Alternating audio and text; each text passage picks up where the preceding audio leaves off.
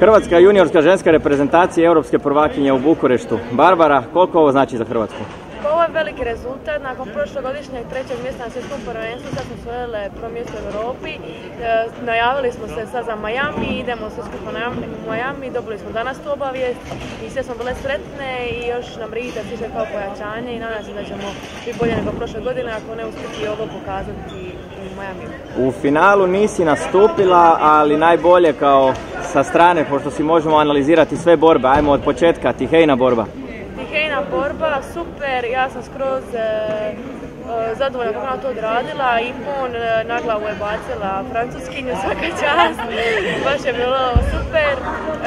Tenina borba 5-7, prvi u početku je pala stvarno glupo, ostatak borbe je bolja od nje po meni, aktivnija, agresivnija i zadnji napad je bio, Tenin zadnji napad je bio hoće neće i uspjela se nekako izvući francuskinja i eto Tena je izgubila. Za 63 Ma Blagojević, odlično odrađena borba, sve guard pozicija super, kontra na Vazar je tako? I to je ona super odrađeno, do kraja sačuvala Vazari. Buga je imala sa 70 sa Marijom Gahiv, s mojom protivnicom.